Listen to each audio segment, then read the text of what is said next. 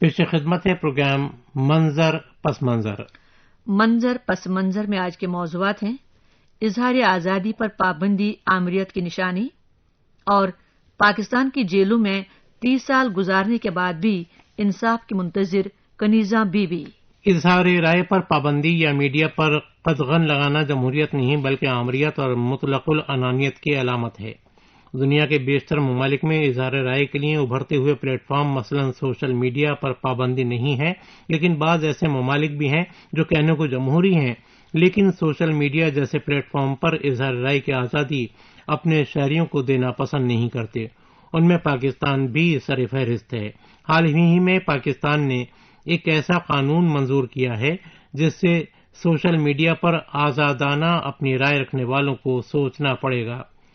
ییل لا university سے تعلق رکھنے والے تحقیق کار مائیکل کارانیکولس نے انگریزی روزنامہ ڈان میں اس حوالے سے ایک فکر انگیز مضمون لکھا ہے، جس میں انہوں نے تحریر کیا ہے کہ اظہار رائے کی آزادی کے بغیر جمہوریت کا تصور بے معنی ہے۔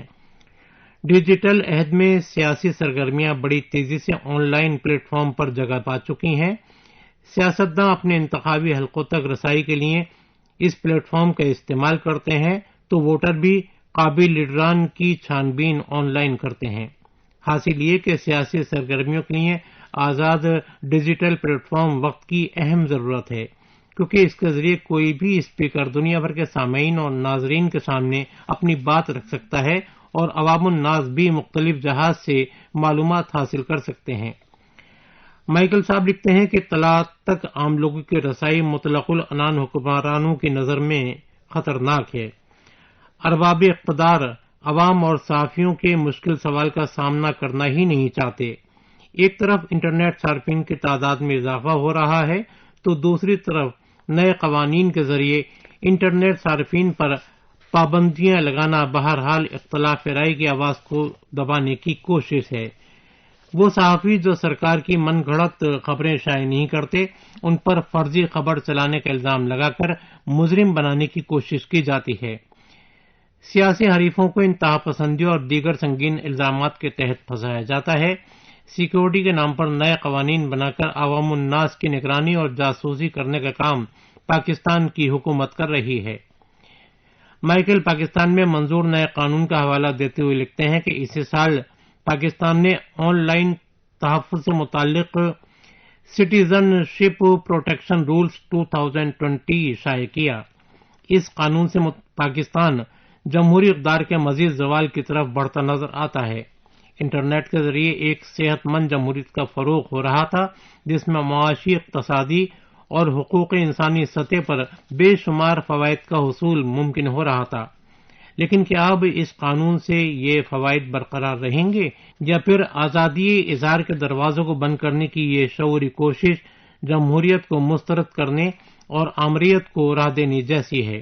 انٹرنیٹ کی آزادی پر پابندی کے اس قانون کے خطرناک پہلوؤں کی طرف اشارہ کرتے ہوئے مائیکل لکھتے ہیں کہ اس قانون کا استعمال جائز تقریریں کرنے والوں کو نشانہ بنانے کے لیے بھی کیا جائے گا۔ اسی طرح اس قانون کے ذریعے حکام اور سرکاری عملے کو بھی یہ جواز مل جائے گا کہ وہ کسی بھی مواد کو ریاست کی بنیادی اقدار کے خلاف کہہ کر آن لائن پلیٹ فارم سے ہٹانے کے لیے فوری فرمان جاری کر سکتے ہیں۔ یہ تو کوئی بھی بتا سکتا ہے کہ ریاست بڑی آسانی سے کسی بھی اسپیکر کی تقرری پر ریاست مخالف کا لیبل لگا دیتی ہے۔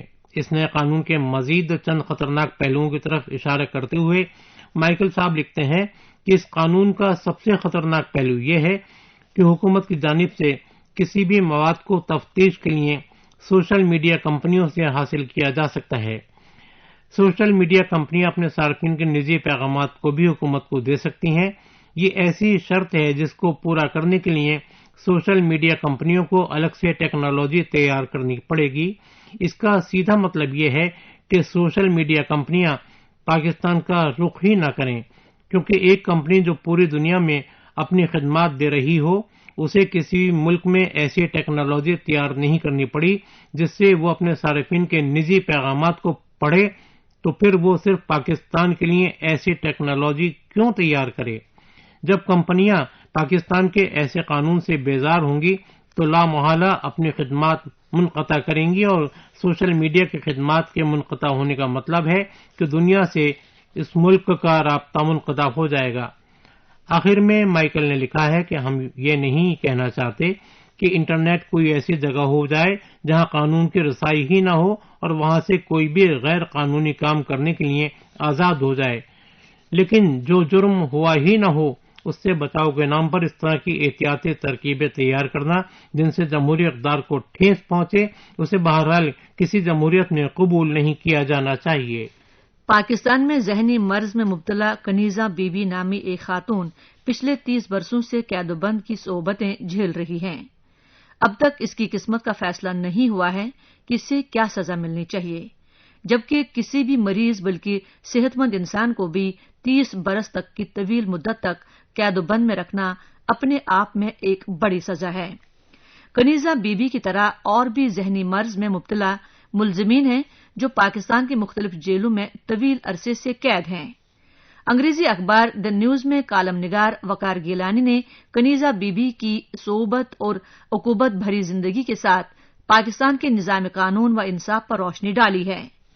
وقار گیلانی لکھتے ہیں کہ کنیزہ بی بی 30 برسوں سے سپریم کورٹ کے فیصلے کا انتظار کرتے ہوئے پنجاب کی مختلف جیلوں میں زندگی گزار رہی ہے۔ وہ فی الحال راولپنڈی کے اڈیالہ جیل میں ہیں اور اس کی میڈیکل رپورٹ آنا باقی ہے، جس کی بنیاد پر سپریم کورٹ حتمی فیصلہ کرے گا۔ کنیزہ بی بی کے متعلقین کہتے ہیں کہ کنیزہ بی بی پر 6 افراد کے قتل کا الزام ہے، جس کی پاداش میں اسے سزائے موت سنائی گئی تھی۔ کنیزہ کو جب سزائے موت سنائی گئی ہے تب سے اس نے ایک لفظ بھی نہیں کہا ہے۔ اسے پنجاب کے ایک مینٹل ہاسپٹل میں 2006 میں منتقل کیا گیا تھا۔ وہ جیل میں کسی ایک گوشے میں خاموشی سے پڑی رہتی تھی۔ وقار گیلانی لکھتے ہیں کہ کنیزہ بی بی بے حد غریب گھر میں پیدا ہوئی تھی۔ جب وہ بچی ہی تھی تبھی گاؤں کے ایک زمیندار کے گھر نوکرانی کا کام کرنے لگی تھی۔ اس گھر میں 6 افراد کے قتل کے الزام میں 1989 میں جب کنیزہ بی بی کو گرفتار کیا گیا تب وہ نابالغ تھی۔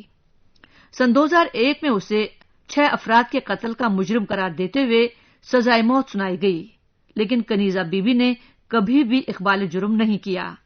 ان کے متعلقین کے بقول کنیزہ بی بی کو پولیس کی حراست میں بے تحاشا اذیت دے کر اقبال جرم کرنے کو مجبور کیا گیا۔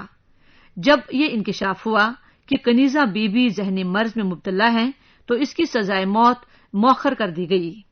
اسے دماغی امراض سے متعلق ہاسپٹل میں منتقل کر دیا گیا۔ کورٹ نے از خود نوٹس لے کر اس کی میڈیکل جانچ کا حکم جاری کیا۔ وقار گیلانی نے لکھا ہے کہ کنیزہ بی بی کے والد نور محمد نے صدر مملکت پاکستان کو 2016 میں ایک خط لکھ کر کنیزہ بی بی کے لیے انصاف کا مطالبہ کیا۔ انہوں نے اپنے خط میں لکھا کہ وہ بے حد غریب ہیں اور کنیزہ ان کی اکلوتی بیٹی ہے۔ ان کی بیوی اچانک فوت ہو گئی، جس کے بعد کنیزہ نے ایک زمیندار گھرانے میں نوکری کا کام شروع کیا۔ وہ تقریباً بچی ہی تھی جب اس پر ان بچوں کے قتل کا الزام عائد کیا گیا جن کی وہ دیکھ بھال کیا کرتی تھی۔ نور محمد نے اس خط میں یہ بھی لکھا کہ ان کی بیٹی کنیزہ کو زمیندار گھرانے نے اپنی جائیداد کے خاندانی جھگڑے میں پھنسا دیا۔ پولیس نے جب اسے گرفتار کیا تو وہ فقط 16 سال کی تھی، لیکن پولیس نے اس کی عمر 25 سال درج کی۔ کنیزہ کے والد نے صدر مملکت سے درخواست کی تھی کہ ان کی عرضی سنی جائے اور غریب دکھیاری کنیزہ کو رحم عطا کی جائے، کیونکہ کنیزہ نے ویسے بھی اپنی زندگی کا ایک طویل عرصہ جیل میں گزار لیا ہے۔ وقار گیلانی لکھتے ہیں کہ چند مہینے بعد کنیزہ کے والد نور محمد کا بھی انتقال ہو گیا، لیکن صدر مملکت کے دفتر سے کوئی جواب نہیں آیا۔ نابالغ اور ذہنی مرض میں مبتلا ملزمین کے لیے کام کرنے والی ایک غیر سرکاری تنظیم JPP یعنی جسٹس پروجیکٹ پاکستان کے ایک وکیل محمود افتخار نے دی نیوز آن سنڈے کو اطلاع دی کہ اسیری کے عوام میں کنیزہ بی بی کی حالت اتنی ابتر ہو گئی تھی کہ 10 سال تک اس نے ایک لفظ بھی نہیں بولا۔ طویل عرصے سے ذہنی مرض میں مبتلا ہونے کی رپورٹ کے باوجود صدر مملکت نے اس کی رحم کی اپیل مسترد کر دی۔ اطلاعات کے مطابق پاکستان میں ذہنی مرض میں مبتلا تقریباً 600 ملزمین اسیری کی زندگی گزار رہے ہیں۔ بین الاقوامی معاہدوں کے مطابق پاکستان نے ایسے معاہدوں پر دستخط کیے ہیں جس کے مطابق بچوں، ذہنی مریض اور حاملہ عورتوں کو سزائے موت نہیں دی جا سکتی۔ اس لیے جے پی پی کے نمائندگان نے امید ظاہر کی ہے کہ بین الاقوامی معاہدوں کی پاسداری کرتے ہوئے جیلوں میں اسیری کی زندگی گزار رہے سینکڑوں ذہنی مریضوں کی سزائے موت کے فیصلے پر پاکستان نظر ثانی کرتے ہوئے اسے واپس لے۔ سامعین، ابھی آپ سن رہے تھے پروگرام منظر پس منظر۔